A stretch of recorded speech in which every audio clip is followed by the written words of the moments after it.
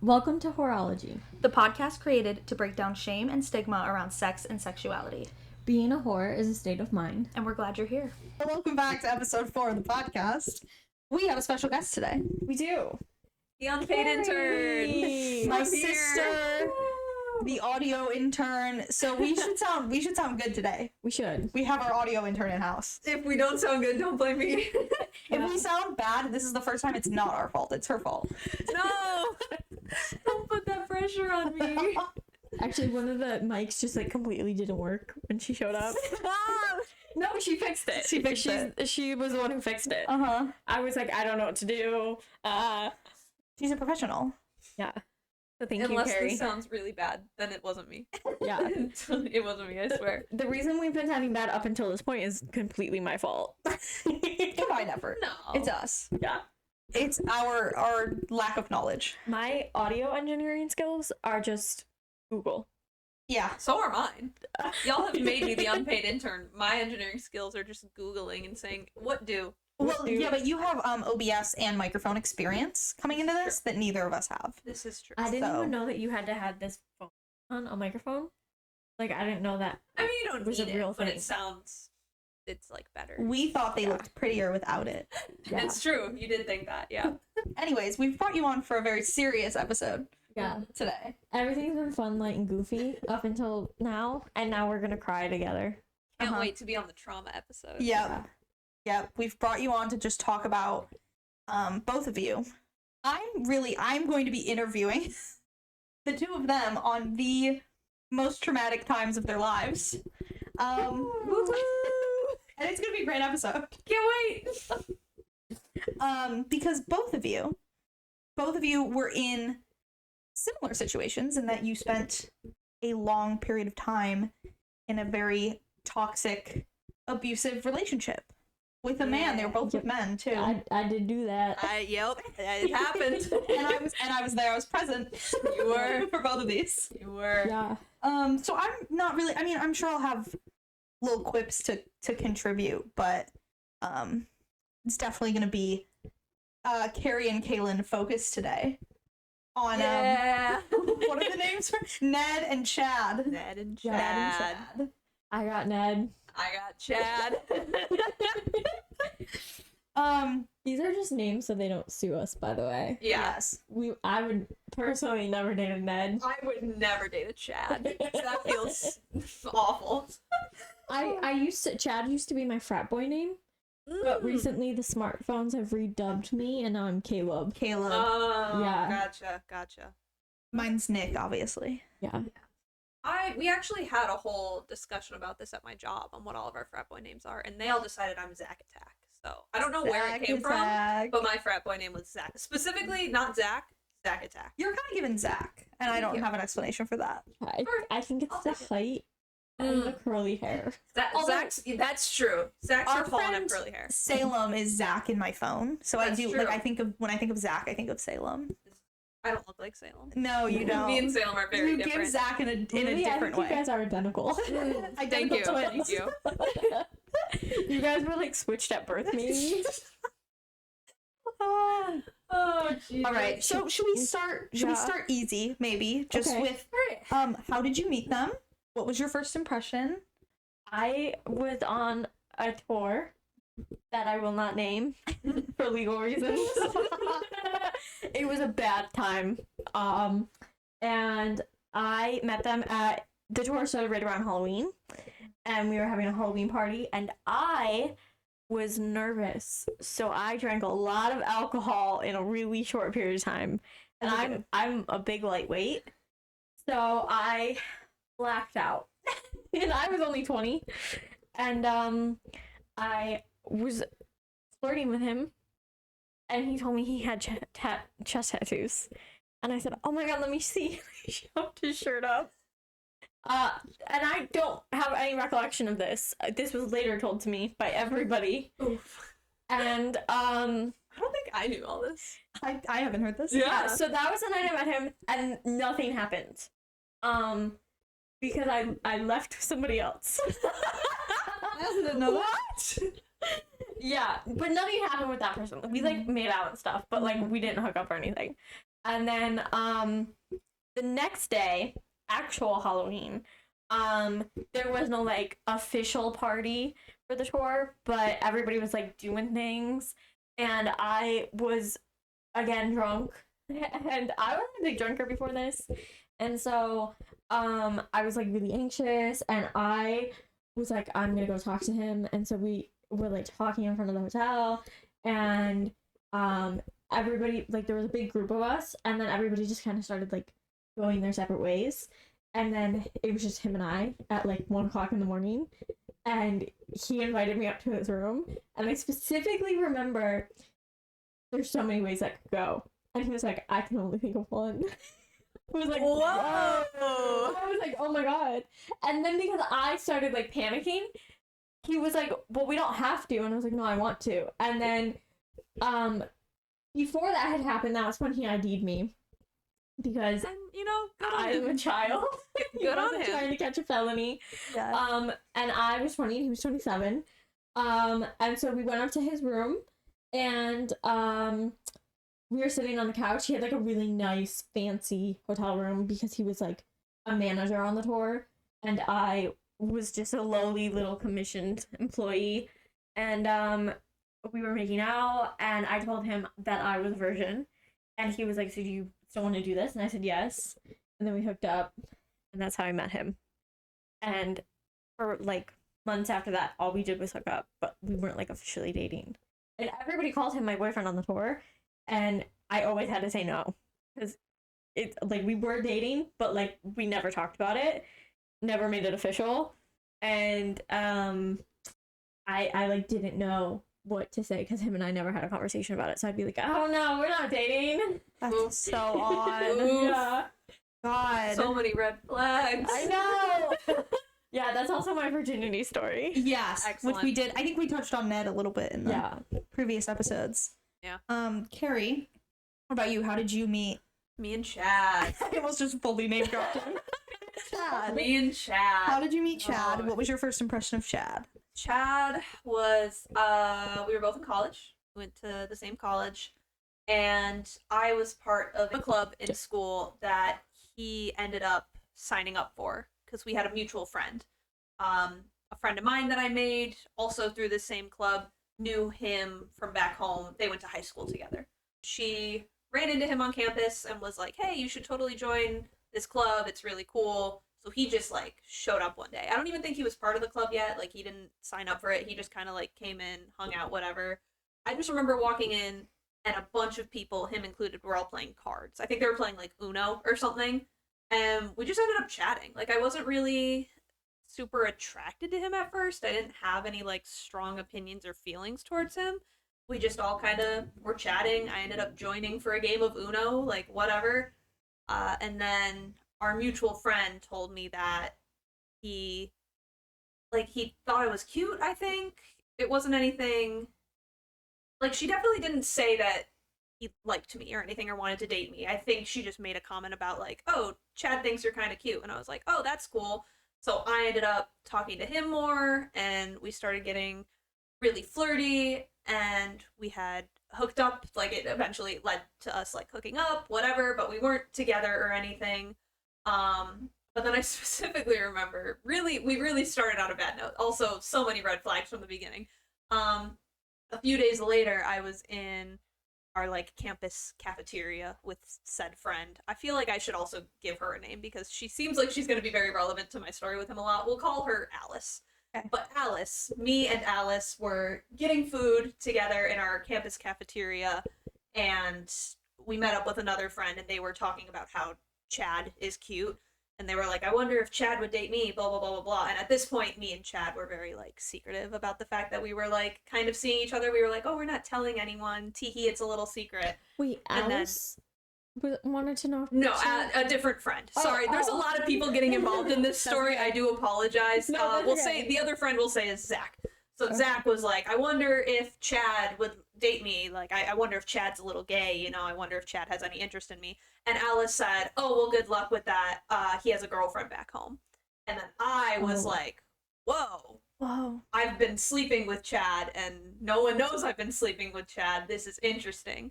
So then I reached out to Chad and was like, hey, you have a girlfriend back home? And he was like, no, I totally don't. Like, I only have eyes for you. He did. Very much had a girlfriend back home. Did you know that? Yeah, he very much had a girlfriend back home. Became this whole thing, so I told him, like, nope, we're done, like, we're cutting this off, and he was like, no, like, I really like you, I made a huge mistake, blah, blah, blah, blah, blah.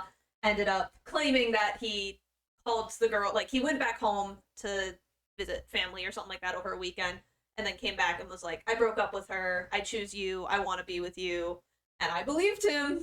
He did not break up with her, so that continued for a while. That continued for a while until, which we'll stop there for as far as the introduction. Yeah. But that was the introduction to Chad. No way. Yeah. See, I'm already learning, so we're all learning so much, and we've known Kaylin for over 10 years at this point. Yeah. She's basically a part of the family. Yes. And we're learning so much. Well, nobody's learning anything about me. But neither of us knew about Kaylin's story, and neither of me or Kaylin knew your story. Yeah. Which is kind of, I was gonna That's say crazy. fun, but I don't know. I don't know if this is fun. And I just want to make it known that I do not think Chad was hot enough to be doing this. No, God, no. No, God, no. Not that cheating is ever okay, but I don't know how this man pulled so many women. Oh, I'm sure we'll get into it. We'll really get into how hot he thought he was. Neither of these men were hot enough for either of these women. No. Just take my word for it. No. Yep. God. That's crazy. Mhm. That is crazy. Wow. And I did know there was like some kind of turmoil at the beginning of you guys talking, but all you had told me was that you had a crush. Like, well, I don't know if you said crush, but you told me that you were like talking to some guy. Yeah. And then you told me that it was over. Yeah. And then you like introduced him as your boyfriend, and those were Yeah. our only conversations, and we weren't as close back then as we are now. Yeah. So it was like, I remember having an immediate like, because I did not like him immediately. Yeah, no, you were not a fan. I was You were not a fan, and I do think that was a contributing factor, but I never knew what happened. Yeah. I figured that you guys just like got into like a fight or a disagreement, or maybe you wanted to date him and he didn't want to date you, or like vice versa. I didn't really know. Yeah. What the vibe was.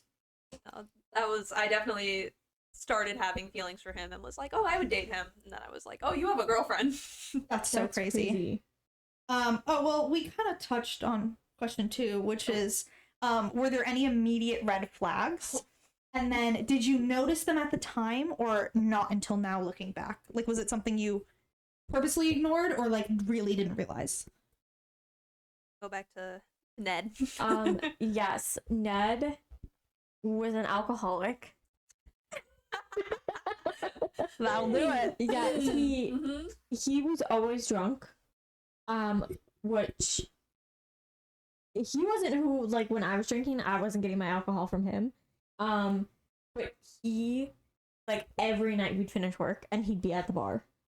And it was just one of those industries where I was like, oh, that's normal.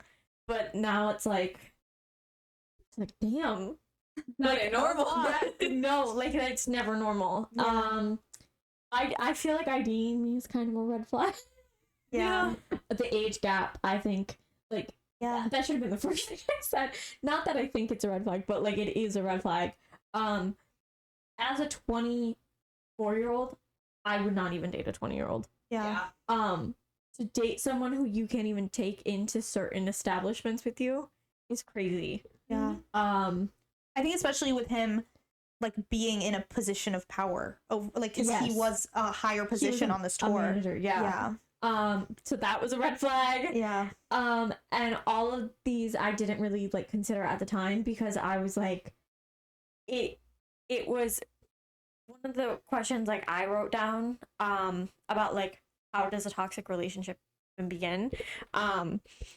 It was like a lot of hot and cold, and because he was like a lone wolf, which if someone's a lone wolf, they're either boring or they're hiding something, and he was hiding his abusive tendencies. And because he was a lone wolf and he picked me, I was like, I'm special. Yeah. And so I just was like, all these things didn't matter because I was like, I'm special. Yeah.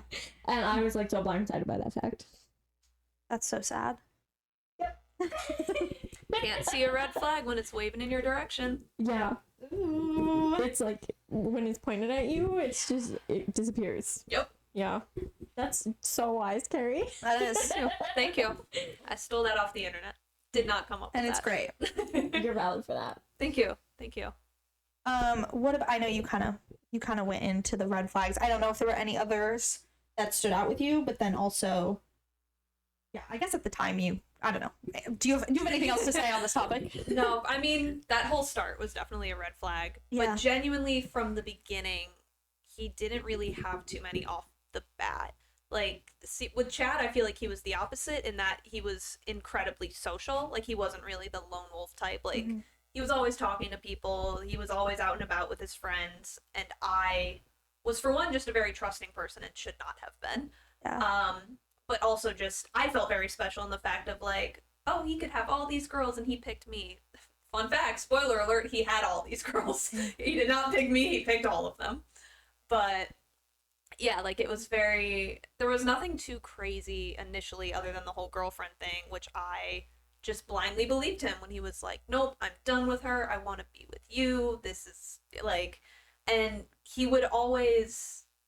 I feel like I'm getting ahead of myself, so I'll just say that was the main red flag there, and I was just willing to look past it and be like, no, we're fine now. Yeah. Did you think that it was, like, just a mistake, like, oh, he messed up? Or did you think... Like, yeah. What were your thoughts on it? He kind of explained it as, like, oh, we've been meaning to break up, like, we've been drifting apart, like, it was one of those where he was like, the relationship died, and, you know, I've been trying to call it off, and it just... And I believed it at the time. Like, I was young, I was stupid. He was one of those people that was so good at just talking circles around you until you just forgot what was happening and you felt like you were the problem. And that was kind of what he did, was just very, no, I didn't mean it. I meant to break up with her. Like, in my mind, we're broken up. And he would just say it in a way that made me believe him. Yeah. You can't just be broken up in your mind. You have to actually break up. Exactly. Yeah. No, and it's so easy on the outside to be like, wow, Keri, that was stupid of you. Like, why did you believe that? But in the relationship, like, it's hard to explain to someone that hasn't been in it, but, like, the way that these guys can just fully manipulate you. Like, it's scary. It is honestly scary. Terrifying. Mm-hmm. And it happens all the time. Yeah. Like, when I thought I was special, I thought there was something that stood out about me.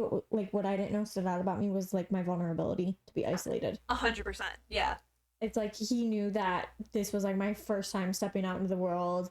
And because he knew that I was, like, a late bloomer, like, because I was someone who's older, losing my virginity, he was like, oh, this girl has no experience. I'm going to take advantage of that. How did you actually start dating? How long after you met was this? And who asked who? So, like, when you, like, made the relationship official, because both of you kind of started with hooking up, you know? Yeah. Yours, you already kind of touched on that it, like, you don't even know, right? Yeah. So there was a week where the tour went to Canada, and only, like, 8 of us went, and I went and he did not. So he went home, and it was the last day of us being in Canada, and he was on the phone with me, and he told me that he loved me. And I started crying. And I was mad because I was like, why couldn't you wait to tell me this? Oh. Fair. And then we had a week in Michigan, I think. And then the tour stopped because of the pandemic. So we went home, back to, like, my mom's house. And we were, like, on my mom's couch. And I was like, are we dating? This is after you were at your mom's? Oh, that's crazy. My Lord. And he started laughing at me, and he was like, yes. And I was like, okay. I was like, I just wanted to clarify. Because, like, he didn't really ask me. It was just kind of like, It happened. It happened. Yeah. Which, that's a red flag in itself. I feel like you shouldn't just end up there, you know? Yeah. No. Yeah. No. How did we end up at your mom's if you weren't? Well, I guess you liked each other, so you knew it was kind of going somewhere. Yeah. When we were, like, booking flights, I said, "You want to come back?" And he said, "Yeah." Easy enough. Also a red flag that he was so willing. Yeah. Well, his home life in his home town is not good. His brother has substance abuse issues as well. Like is unemployed. There's like no heat or water at his house. Okay. So that makes a little more sense. and that's who he lived with. So I think he used me as an opportunity to not have to go back there. Yeah. So he Makes really sense. took advantage of that. Yeah. Yeah. Jeez. Yeah. So me and Chad were, like I said, we started as like, he wanted us to be a secret. Gee, wonder why. So we were kind of secretive about it, and that was the main thing that kind of made me forgive him and decide to date him after the whole I have a girlfriend back home thing. Is he like that's when he kind of said to me that he would make us official, like, because he was like, I broke up with her, and I was like, I don't know if I believe you, and he's like, I promise I did, like, I'll show you conversations, I'll call her right now, and I'll have her confirm for you and for me that, like, we are broken up, whatever, blah, blah, blah, and then he was kind of like, I want to date you, like, I don't want this to be a secret anymore, and then little old me was like, oh my god, I'm so special, he wants to date me, so that's kind of when we went public, was he started telling people he broke up with his girlfriend back home. And then I specifically remember at the same campus club where we met, we like were sitting with all of our friends and we were both like, hey, we want to tell you guys something. We're dating. So it was that. Yeah. How long was this after you guys had met? Honestly not too long, maybe like a couple of months. Okay. Because we had been talking for a little while and then kind of hooking up and then cut it off when he said he had a girlfriend and then kind of like a week later had talked again and then so probably like a month, maybe two. So at what point did you realize you were unhappy? Is there like a standout moment or did something change? Or were you never happy in the relationship? I knew 6 months into like from the moment I asked him, are we dating, 6 months from that point, I knew we were gonna break up. Okay. I started fantasizing about when we were gonna break up. Like full fantasies about that moment. And so that was March of 2020. I asked him, are we dating? And we didn't break up until October of 2021. Crazy. Like a year and a half of just wondering when it was gonna happen. I was unhappy that whole time. Because he wouldn't work. He wouldn't go to therapy. He wouldn't get on antidepressants. There was like a lot of hot and cold, silent treatments, me like walking on eggshells. And I just like knew that I couldn't spend the rest of my life like that. And I was like, do I end it? Does he end it? And I just waited. Yeah. What happened? Was there something that happened at the 6 month mark, or was that just kind of like you were at your wit's end at that point? Or was the first 6 months, were you in a better place then? We moved out of my mom's house. Oh, okay. And so it went from me like I felt like he was on better behavior around my mom. Yeah. And so we had bigger fights, like outside of her house. And then when we were outside of her house, he really started to drive a wedge between us. He'd talk bad about her. Like if I had an argument with her, he would make it worse by like really going in at her and being like, yeah, she's so terrible. Like, I don't know why you put up with her, and like da da da da, to like make me like demonize her. And so I was like, you used to be my best friend, and now I'm like, I don't want to talk to her ever. But I didn't see that at that time, but I think at some like subconscious level I knew. Yeah. So I was like waiting. Yeah. Yeah. What about you? Yeah, I'd say I was pretty unhappy most of the relationship. Like, we would have a really good day, and then I'd be like, oh, you cheated on me, I'm really upset, and then he would find a way to, like, make me forgive him, and his big thing is he would always play the victim. So it would always, he would cheat on me, I'd call him out for it, and then he would be like, well, you just don't pay enough attention to me, this, that, and then I would start feeling bad, and I'm like, oh my God, I'm the problem in the relationship. I would feel sorry for it, and then we'd be fine again, and then it was just an endless cycle. So genuinely, I could say that every other week of the entire 2 years, I was happy, I was unhappy, I was happy, I was unhappy. So it was a roller coaster. That's so terrible. Mm-hmm. Yeah. Were you, like, did you have, like, a honeymoon phase of any kind? Or, like, was it immediate, like, you started dating and it was kind of like, oh no? I think I did. At the start of the relationship, I was very happy, wanted to spend all my time with him, thought everything's great, everything's so fun. Did not realize that throughout that entire time he was cheating with multiple women. So it wasn't until the fights honestly started a couple months into the relationship when I started finding out about these other women. Primarily because I actually remember we were on some school vacation. I think it was like a fall break, winter break, something like that in the off season. We were both home, and at like stupid early in the morning, like 7 a.m., I got a Snapchat video call. She called from his account. I was getting a Snapchat video call from his Snapchat, and I was like, oh, what does he want? So I answered it, and it was some girl, and I was like, what's going on? She was like, hey, I'm Chad's ex. I know his login, so I logged into his account. Like, I want you to know he's been spending the entire break sleeping. Like, he has been at my house, been here the whole time. I did not know you existed. I found out that he had a girlfriend, and I wanted to talk to you. God. And then it just continued for the next year and a half. And so you believed her? I believed her, and I ended up texting him, and he was like, no, she's crazy. Because that was the other thing, is he would always play up the girl as being crazy. She's crazy. Always. He would always say, no, she's lying, she's crazy. I remember it actually ended up getting to a point where I was in a group chat. All of his ex-girlfriends put me in a group chat, got my phone number, and were like, we have been in your situation. I know how hard it is to leave your situation, and you need to get out of there. And I was like, no, he's saying you're all crazy. I believe him. You're all crazy.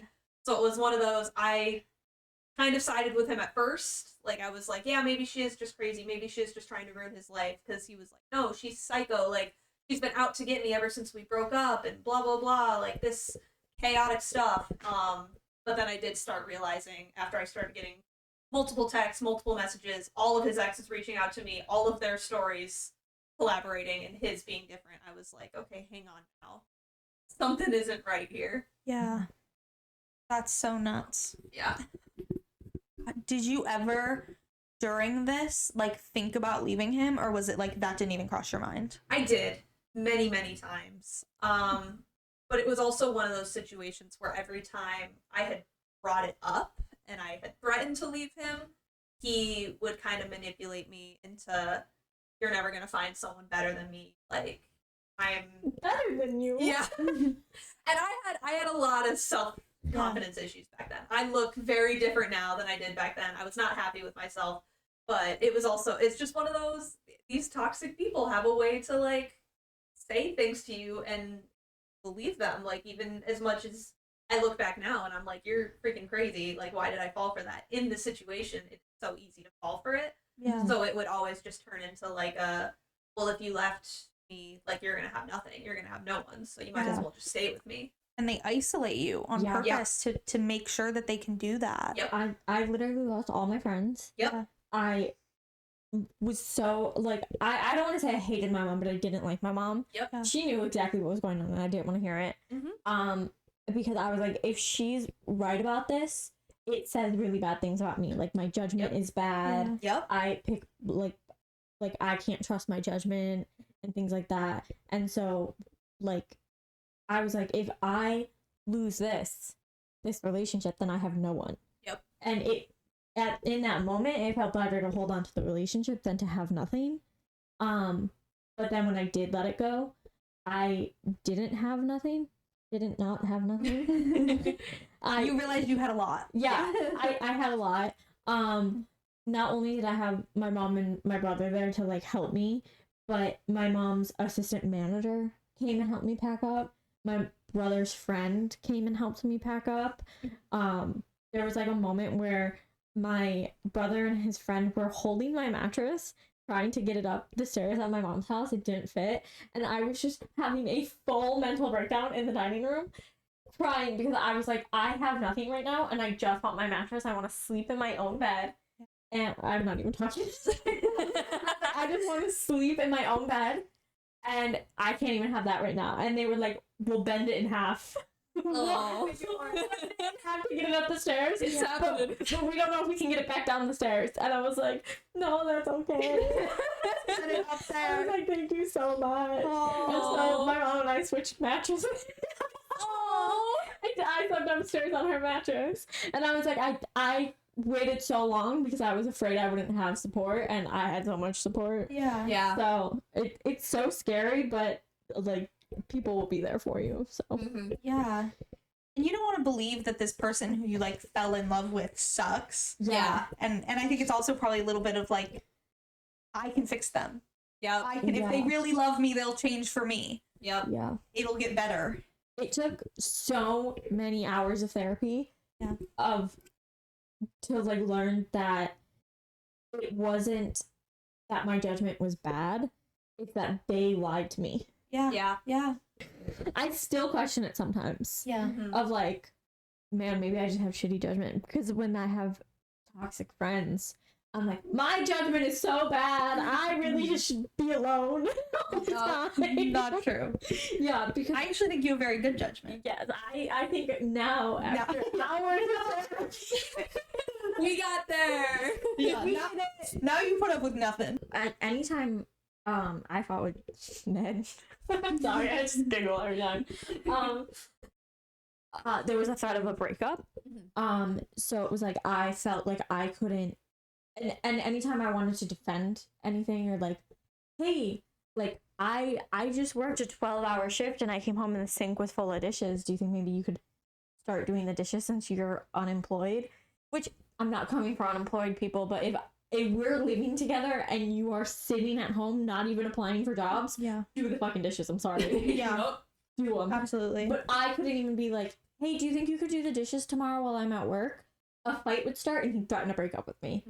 And then because I was so afraid of being alone because I thought I wouldn't have any support, I stopped bringing anything up. Like, do you think you could vacuum? Do you think you could do the dishes? So I was doing all of the housework. I was taking care of all of the pets. I was working and paying all of the bills. And he was just like freeloading. He was on unemployment, so he would pay some stuff, but it was like he would use my car and not put any gas in it. He didn't pay any of the insurance or car payment. So it was like there was financial abuse, there was emotional abuse, and when we had our argument, like the actual arguing part, he was sitting next to me being like, "Stop answering her." Oh, our argument. I Yeah. think meant yours and Ned's. No, Okay. like our argument. Wow. Like the text messages. Yeah. He was sitting next to me being like, "Stop answering her. Why are you answering her? Why are you putting energy into that?" So he like physically, like not physically, but he literally put a bug in my ear to isolate me. And I was like, "You're right. Stop answering her." Which was the dumbest thing I've ever done in my life. It's so scary now that we are both in like much better healthy places to look back at like how did one ugly ass human being like, weird short little man convince us. They're both short, like they're both short. How did these two weird short little men just like fully convince us like that we deserve to be alone, essentially? Yeah. Well, I was physically removed from all of my friends and family. Yep. Yeah. And I think I had to latch onto something. Exactly. I will never put myself in that position again. But it was the weakest I've ever been in my life, and I will never go back there. It's crazy the difference it made on our relationship. You ending things with him. Yeah. I feel like because we had a really rough go of it as teenagers and we were not this close. And I think that led into your relationship with and yeah, I feel like us having the close relationship we have now and being close and being friends, to me, is distinctly started when you ended things with I'm just gonna start saying him. Yeah. Him. Just him. Pronouns. We really need a bleep. I'm gonna get a bleep because I'm gonna keep doing it. Yeah. Just let me do it from now on. I'll That's bleep fair. it. Okay. When you ended things with him, I feel like the three of us went to Ireland together. Oh no! I'm not gonna get into that whole thing right now, but we can. we can. If we We forgot the most important part. The three of us went to Ireland together with Chad. With Chad. I didn't Post really want breakup. to go into the whole thing. Yep. We kind of we had to bring Chad. So we planned a trip to Ireland, the four of us before they broke up, and then they ended up breaking up, and he still came on the trip with us. To drive the car. Yes, because He had he to. was the Yeah. only person who could drive the rental car, and we'd gotten a car to drive all the way around the country, and we tried to replace him. We couldn't, and he really wanted to make it up to Keri. I think he thought, he was going to get you back, so he came. But regardless of the fact he was there, that to me is, like, that started the close relationship that we have now. Yeah. I think even before Ireland, it was like I was a little nervous that we were going on this big trip together because it was like, God, we fight a lot. Yeah. And then it was like, I feel like Ireland, oh God, we were quarantined together. Yeah. And we didn't have one argument. The Ireland trip was 2019. Yeah. And so then it was like, wow. It was like such an immediate transformation, I think, for you, for your mood, for where you were in life. And that was very clear on your relationship with me. And I'm sure your other relationships and the friends that you did still have, of like, wow, she's happier. Wow, she's better. She needed to get out of there. Yeah. And obviously your relationship ending led to us becoming friends again. Yeah. So, Well, I wanted to reach out that entire time, yeah. but I didn't think it was a good idea because I was like, you're not gonna like the fact that I'm friends with him, and then friends with him dating him. We're homies. And I didn't want to put you in an uncomfortable position. Yeah. But then after we broke up, I didn't want you to think that I was just trying to fill Yeah. like a role in my life. Like, oh, now that I don't have a boyfriend, I have room for a best friend again. So I waited literally so long for it to seem like not disrespectful. And we don't have to get into the apology part, but like I didn't want it to just seem like I was only reaching out because like, oh, I broke up with him, now I have time for you again. Yeah, and it did not come across that way at all. I've said it before, Kaylin's apology to me is the greatest apology I've ever received in my life. That's because I went to therapy. Yes. And we had a really, really good conversation, and you even told me that you were like, you don't have to be my friend again. It's okay if you never want to be my friend again, but like I owe you an apology. And I remember that. And obviously I wanted to be your friend again. In fact, I wanted you to move into my apartment and start a podcast with me. Here we are now. And well, what I was gonna say about Keri, like post and like pre-breakup, is I like you more. No, I like me more. Come on. I wanted that to come out. It's just like I know you better now. Yeah. And I feel like we're better friends now. Yeah. And I don't know if it's just that like we're all finally living in the same city, or if it's because we work together, but I feel like we're better friends now compared to like when I lived in one city and you lived 2 hours away and we're dating this man. Yeah. Well, this was also, I was dating Chad at the time where you guys were traveling a lot, following tours a lot, seeing all these bands, and even, the people that he wasn't putting, like, seeds of doubt in my brain. Like, I'm thankful, I guess. Don't want to be thankful for anything this man has done, but he never tried to pull me away from my family. Like, he was very supportive of, like, be friends with your sister, be friends with your mom, whatever. But he was so... Thanks for your permission, Chad. Yeah, no, right. But he was so good at secluding me everywhere else that I did latch onto him so heavily that it got to a point where you guys would all hang out and you would invite me on these tours and all this stuff, but I was always so scared to be away from him. Yeah. And a lot of it did overlap with school as well. Like, I remember there was a tour you guys did that I really wanted to follow, but I'm pretty sure it was during, like, finals week, and I was like, well, I can't really do that. Like, I still need to graduate college at this point. but so much of it, even just like a random pop-up show, and I didn't go to college too far away from our hometown, and it wasn't too far from you either. But just so many times I was like, yeah, I could hang out with you guys, but I want to hang out with Chad instead. Like, yeah, it just got to a point where I feel like even when we weren't fighting or like there was nothing wrong, I was just so secluded from both of you. Like, I only wanted to hang out with him. Yeah. So. Yeah, I also see you a lot more now. Yeah, so this is like, true. That's also helpful for our relationship, I'm sure. But how did you get out? How did the relationship end, and what was the final straw? I got out when I broke up with him. Slay.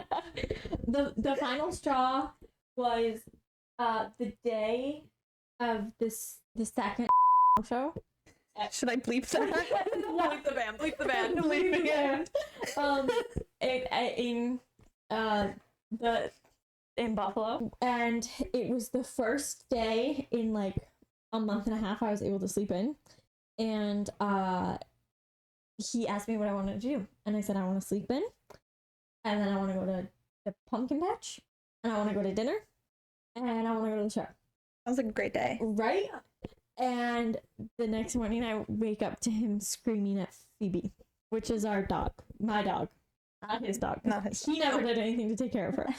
And I was like, it's like 8 o'clock in the morning, which I know that's not sleeping into you, but like that's a normal time for you to wake up. But like I wanted to sleep until like 10 or 11. Yeah. And I woke up and I was like, what are you doing? And he's like, she won't stop whining. And I'm like, she wants to go to the bathroom.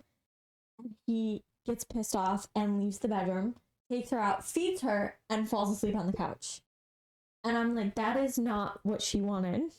So she starts whining again and comes in and she wakes me up because I'm the one who takes her outside. Yeah. So I take her outside and he gets all pissed off because he's like, I could have done that. And I'm like, then why didn't you? And he goes to, he doesn't have a job again. He's unemployed still. Again, I guess, because he had a job and then he quit it. He goes to sell plasma.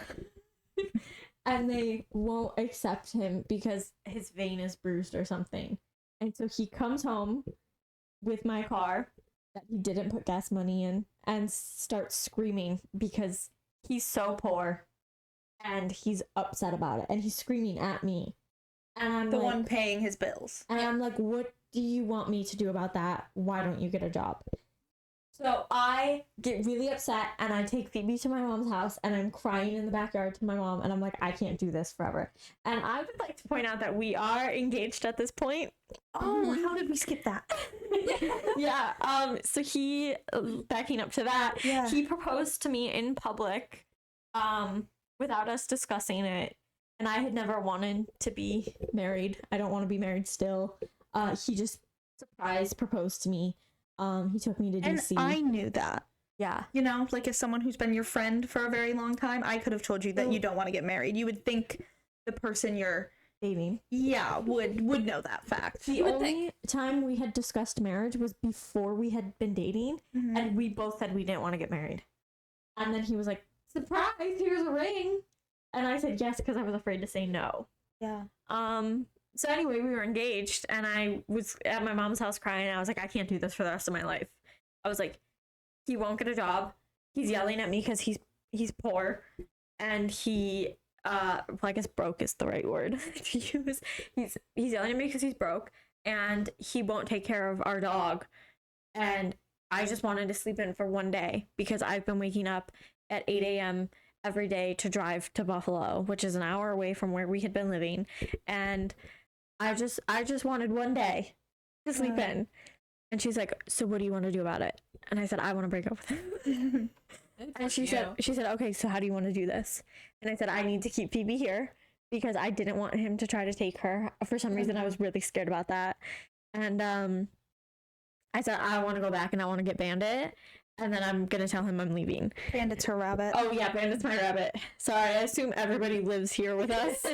Everybody knows. All live in our apartment. They're all here in our studio. It's a live show. Yeah. Live studio audience. And so I went back, and I went in Bandit's room, and I shut the door, and I put him in his carrier. And then I came out and he goes, "What are you doing?" And I said, "I can't do this anymore. I'm leaving." It was so dramatic. And I took my engagement ring off and I set it on the table. And he goes, "What do you mean you're leaving?" And we got into an argument. And I said, I don't even remember what I said. I was just like, "I'm not doing this anymore." And then I left. And then he wouldn't stop calling me. I had to turn my phone off. God. Yeah. What did your relationship look like with your mom at this point? Like, was it comfortable to go over there and cry to her, or was it like you guys had quite a distance between you? There was definitely distance. Okay. But it was so normal to go there and do it because she's always someone who will like catch you when you fall. Yeah. Kind of mom. And I just knew that I could go there. That's so nice. Like there was no question in my mind when I started driving over to her house that she was gonna be like, "That sucks, you better figure it out." Yeah. She was like, "You can stay here, I'll watch the pets. Do you want me to come in with you?" Like she was right there with me. So yeah. When our friendship ended, I really I typed up a whole text to send to your mom, and I was gonna tell her and be like, "I don't think this is right. I think, what do we do? What do we?" Like, I was gonna talk to your mom about it, and I chickened out, not because I didn't think the conversation would go well with your mom, but because I was like, if I say everything I'm about to say to Kaylin's mom, will she never forgive me? Because I didn't think our friendship was over. That was right. And so I was so nervous that I was like, wrong, because our friendship's not over. It exactly. just took a pause. Yeah, that's what I meant. Like I was. Oh. Yeah. I do. And so I was, because I didn't think that the friendship was over when we got into our fight. But I was like, how can I help Kaylin? Should I reach out to her mom? And I remember even talking to like one of our friends, Sophia, and like she was like helping me write this thing for your mom. And but I never sent it because I was like, what if she never forgives me for that? And it's like one of those things now that like I look back on and I'm like, I wish I sent it. Well, you have my recorded permission that if this ever happens again, which it will not ever happen again. No. If on some microscopic scale it does happen again, you can text my mom, both of you. We're putting Dina in a group chat. Dina, it's time. For me, I broke up with him. Same thing. For me, it was when all the mental and emotional abuse turned physical. That is when I said, okay, I'm done. I cannot do this anymore. I'm glad that everything kind of blew up when I was at the point in my life that I was back home and I had like my family, and I did eventually start going to therapy, and I started like rekindling old friendships from work, and I started making new friends and whatnot. Because I do think if it had all, I mean, I tried to end it while I was still in college, and it was going so horribly that I ended up going back to him. Yeah. So it was at the point where I was like, I had lost all my friends, I had lost my boyfriend, I was very upset, but I was like, you know what, I'm not alone. Like, I have my family, I have new friends, I have other people, and I started working on myself, and I got a lot better, and now I'm in a much better place mentally. Yay. But that was kind of the final straw for me, and at that point, like, I had no urge to go back to him. I was like, I'm done. I can't do it anymore. I've given up. Yeah. Yay! Like the actual final breakup, was it just like the two of you? Did you was it like in person? Yeah. Like how did you go about ending this? Because that's terrifying. I mean, even especially, it's terrifying even before things started to get physical, but I think especially after that, that's like a really hard thing to like a conversation to even bring up without other people being there. Yeah.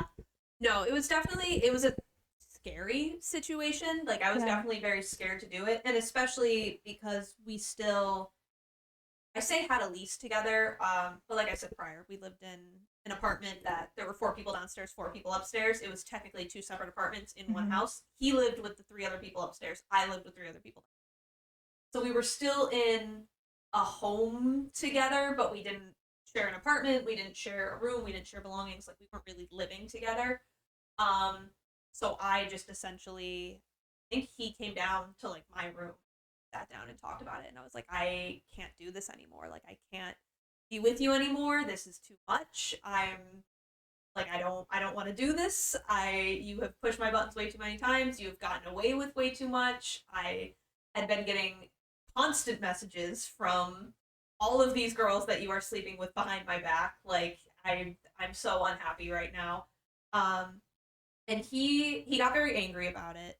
He, as much of things got physical at the end and aggressive, he was such a pushover because he always wanted to be the victim. Always. So, like, he never wanted to scream and raise his voice because he wanted to make me look like that every time we had an argument. But he started being like, well, I don't need you. You know, that is when he confessed to me that in 2 years of our relationship, there was a total of 2 weeks that he was not cheating on me in the entire 2 years. Holy shit. And it was like, he was giving me all the names of the people he slept with. He was giving me photos and proof, and like half of them I already knew about, half of them I didn't. And he was like, I don't need you. Like, I'm doing perfectly fine without you. Like, see, look at all these bitches I have. And I was like, yeah, okay, whatever. Good for you. So it made it very easy to cut him out. Yeah. And it got difficult for a little while after that, because I remember he would constantly, because the door that led to the staircase up to the upper apartment was in my bedroom. Like, it was... That's scary. It was, like, I could lock it. It was essentially like a front door. Okay. Like, it was a front door in my bedroom, but then my bedroom also led to my apartment. Like, it's hard to explain the layout. But he would constantly come down and knock on my door and ask if he could come talk to me and ask if he could come see me. He would leave notes outside my door about, like, I miss you so much and I love you and want to be with you. Ew. So it definitely got difficult for a while, which is where I see my old friend's frustration, is because every time that happened, I would just start spiraling again and I would get really upset. Yeah. So I definitely see their frustration of, like, Keri, you've become awful to be around, but don't think the way they handled it was very good or healthy at all. No. And it was kind of Especially crappy of them. when they knew what was going on. Exactly. Okay, well, I'm gonna address it for the people. Sorry to cut Keri off mid-story. We just realized that her video has not been going for like half of this. Yay! Yeah, so I'm sorry. I think I'm just gonna have you look at us just watching her, probably. Yeah. Well, it is what it is. We're here. We're learning. We're figuring it out as we go. We're obviously audio and videographers. We are. And we know what we're doing. Important. Yes. Yeah. They all heard me. We've got our audio. It's fine. Sorry you had to look at us for that whole time. Oopsie. She's back. Camera's on her. If you remember what you were saying, if you want to pick back up with your story. Yes. I definitely started pulling away from my friends a little bit, because when I had told them about the physical assault, some of them supported me and were like, no, we want to talk to you through all of this, but it felt very fake, I guess. Like, it didn't feel very genuine. Some of them were like, whatever, not my problem. Like, I'm not, because essentially we were all one big friend group, so they all talked to both of us. So when I told them all this, some of them are like, whatever, not my problem. Your dating issues are not my issues, whatever. That's horrible. And then there were a couple of them that were like, well, we don't want to ruin the dynamic of the friendship, so, like, we're choosing him. So What? Yeah. That's crazy. Yeah. Choosing him is crazy. Yeah. Not Like, there were a ruin the couple people dynamics. in the friend group that were like, well, I've known him longer, so, like, of course I'm taking his side. Can I also state that one of the other girls was a girl who used to bully you, and That's one of true. them was underage? That is true, yes! Oh my god, I didn't even get into that one. So not only is he a cheater, but he's a pedophile. Yes. He was 21 and she was 16. God. Mm-hmm. Yep, that was one of them. And he kept claiming it was okay because they never had sex.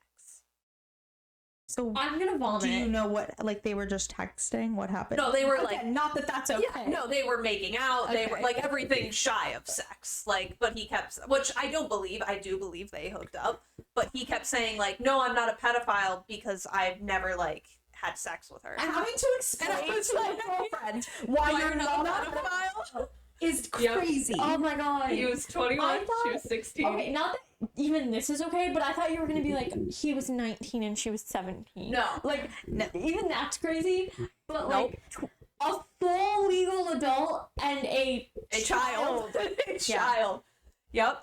And she would like text me, sending me threats about how she's gonna like steal him. The child? Yeah, the child. Yeah. Did you know how young she Oh, was? God. Yeah.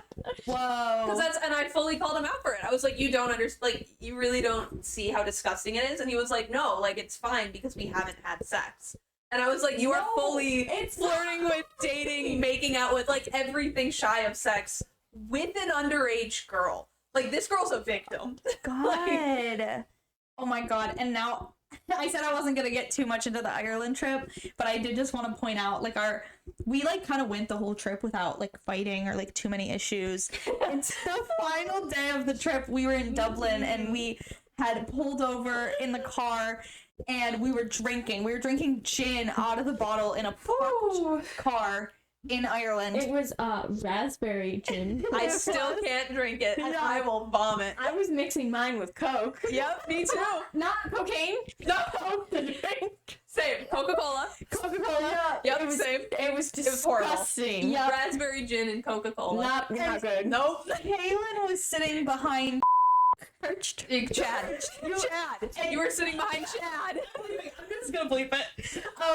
You love to be perched.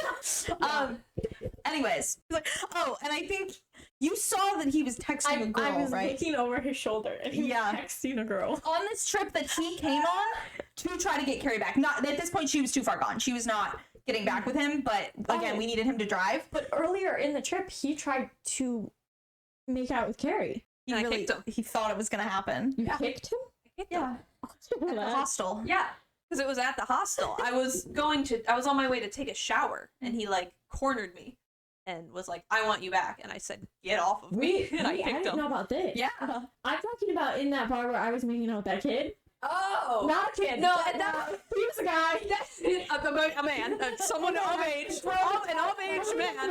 A legal adult. No, that's true. Because at the bar, he And I forgot about the bar. I had made a comment about, like, oh, I want to make out with a cute Irish boy, and he was like, how do you think I feel? And then he was like, it is really, like, hard, you know, I do miss he you. Can make out with a cute Irish boy too if you Yeah, want. I was like, go ahead and make out with a cute Irish boy. But he was like, you know, like, it's hard to hear you say that when you know that, like, I want to make out with you, and, like, yeah. Yeah, And then that's this what was- I was yeah. referencing. I didn't know about the hostel thing. Yeah, Yeah. the hostel Holy after, yeah. shit. Really locking a lot of Lord. doors. Oh my god. Most of the trip, he did a really good job of fucking off. Like, we He would did. get somewhere, and he would disappear, and then we would just have, like, a call time to get to the car at this time. Yeah. But, yeah, when we were all sitting in the car, he was DDing, so he wasn't drinking, and he's texting a girl, and Kaylin is drunk on Jen in the backseat. I would have done this completely sober for the And you record. should. But I think it was, it was, I don't know if funnier is the right word. More iconic. It was more iconic that you were drunk. Yeah.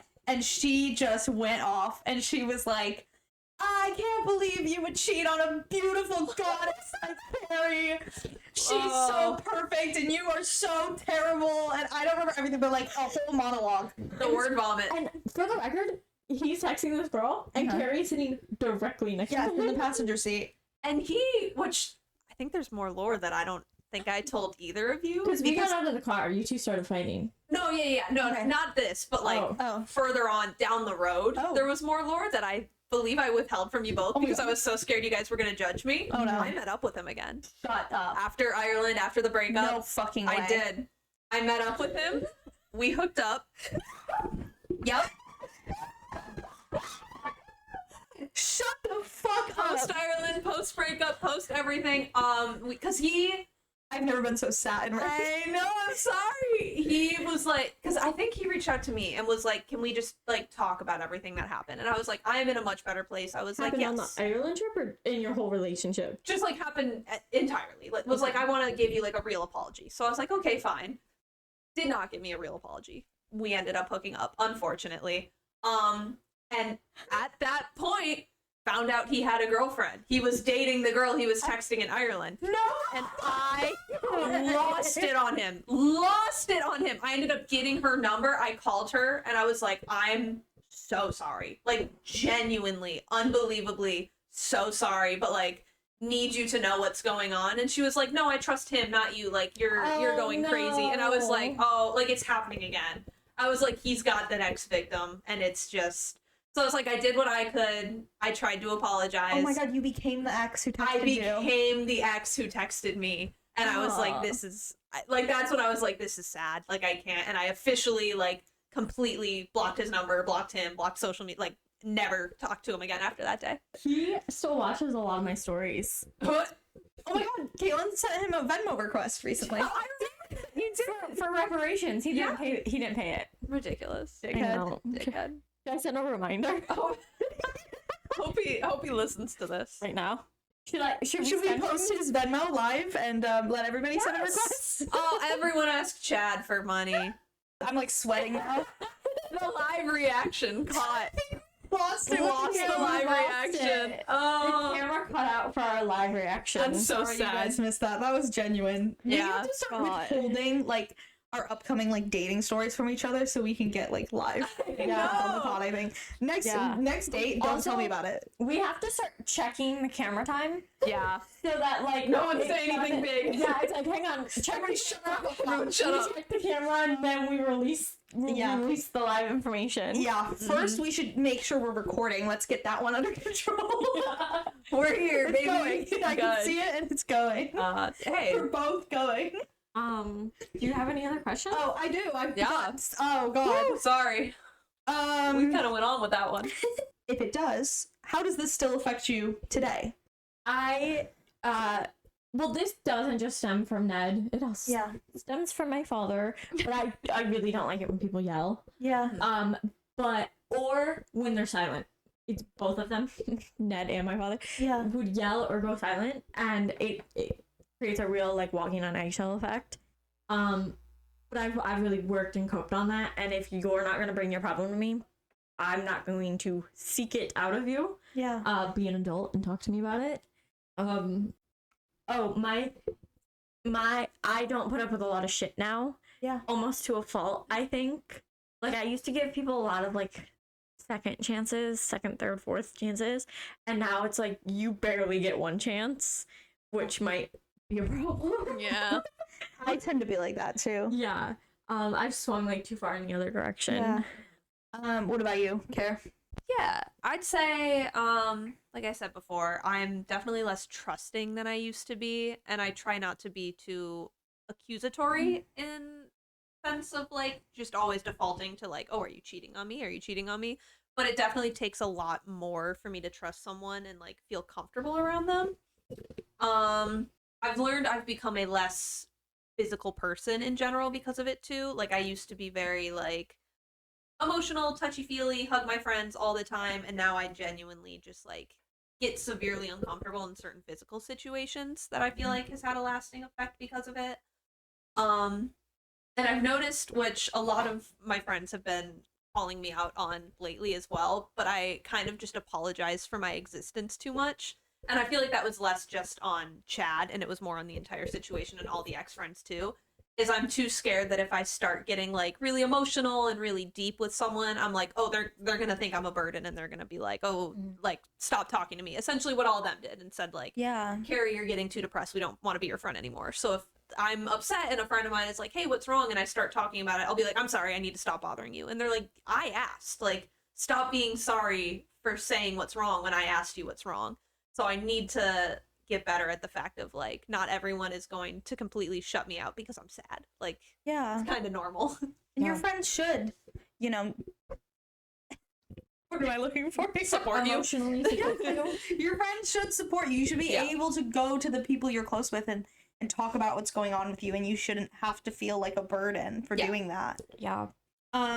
So do you guys have any advice for someone who might currently be in this kind of a situation? I do. I literally wrote it down. Perfect. If you're fantasizing about breaking up with your partner, literally just do it. It's not fucking normal. Yeah. And I think that's a sign that something's wrong. And even though it's really, really scary to feel like you're gonna be alone, even if you are alone, that's better than being miserable and unsafe. So just take the jump, get out. Yeah. I feel like the only advice I could give is, I know it is very difficult to realize you are in one of these situations until you finally get out of it. It is very easy to constantly defend your partner and every little thing they do, even when you shouldn't. So the best thing I could probably say is that instead of constantly telling yourself like, oh, it could be worse, it's going to get worse. And get out before it hits rock bottom. Like you need to find a point where you're like, yeah, things are bad, they're going to get much worse. Like if you see a pattern, you need to really convince yourself like, I need to get out while I still can. Because it's just gonna get worse, and then you're gonna hit rock bottom, and then you're gonna end up like me and Kaylin, and you're gonna be like, crap, I feel like I need to be with this person because I have no one else, and then you lose that person, and you have a breakdown in the dining room about your mattress. Like, it's not fun. It's just gonna keep getting worse until you hit rock bottom. Yeah. And I also want to say, trust your gut. Like, both of you knew. Both of you saw the signs. You both were like, this is not gonna last. And I think you need to sometimes listen to yourself a little and put some more faith in yourself and you and your own, you know what's good for you, you know what you want, you know what you deserve. Don't settle for less. And you mentioned like defending your partner to your friends, and if you find yourself always having to defend the person you're dating, that's a sign that you should look out for. Like a healthy relationship, you shouldn't always have to be defending. No. Like, there's nothing to defend, and not nothing, but there's a lot less defensiveness in a healthy relationship. And the people around you, if you're in a healthy relationship, the people around you are going to love and support the relationship. And they're going to want what's best for you. I mean, assuming you have a good support system, you know, they're going to be happy for you. They're going to want to, you know, be friends and get to know the person you're talking to. And so, if you're always ending up feeling like you have to defend them, you got to get out of there. And you also don't need anyone else to get out of there. Like, don't be afraid about like, oh, if I break up with them, I'll lose the whole friend group. People are freaking resilient. Like, it only takes you and yourself to get out of the relationship. And if you lose people along the way, then they're crappy people. Like, they aren't good people if they're going to side with someone else, granted how they've been treating you. You guys are friends again. Clearly, like, if they're good people, they'll stick around or they'll come back. And like, genuinely, if you're afraid of, oh, I need to stay with this person because I don't want to lose everyone around them, then they suck. All right. Is there anything else either of you have to say or share? Don't date toxic men. Don't date toxic women or people. Don't date toxic people. Don't date toxic people. Not just men.